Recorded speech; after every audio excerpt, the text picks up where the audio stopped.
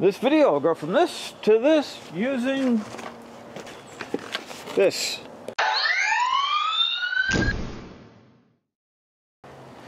Okay, so I like the solar lights I have actually inside the Two Keys World headquarters, better known as my shed. And I thought I would put in one of these guys out here for security floodlights. And just as a quick overview, these are adjustable on each of these. There's the solar panel, and it does have a battery inside of it. The mount itself is also adjustable.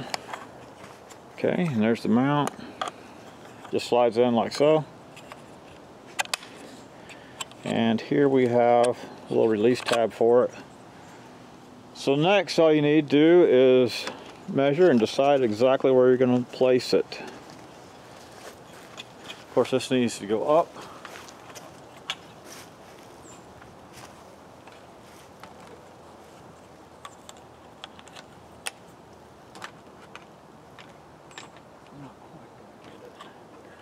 It does come with screws.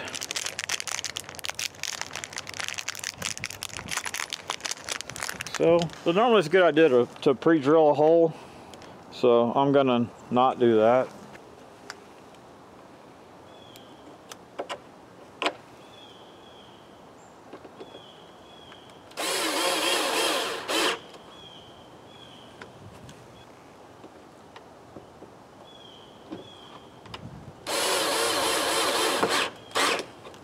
So yeah, for all the Makita, Milwaukee, Ryobi talk, use the quality stuff. Okay, that's what I had outside.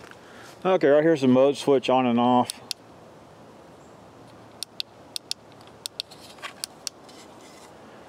Okay, it does say to charge it for 3 or 4 days before using it, so I'll give it about 3 hours.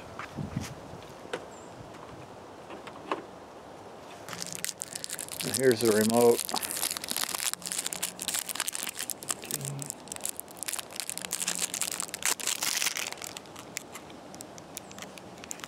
And of course, gotta pull that out.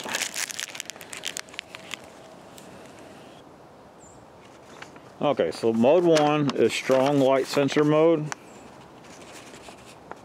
When people go through the sensing area, the light will be strong and will turn off when they leave it. Number 2 is dim sensor mode. When people go through the light sensing area, the light will be strong and then it'll dim. And 3 is just strong light. Solar lights will turn on automatically at night and turn on continuous bright light in the darkness at night, lasting 4 hours. So for me, 1 is probably where I'm going to keep it at. But for now, let's turn it off, let it charge up, and come back tonight and see how it works.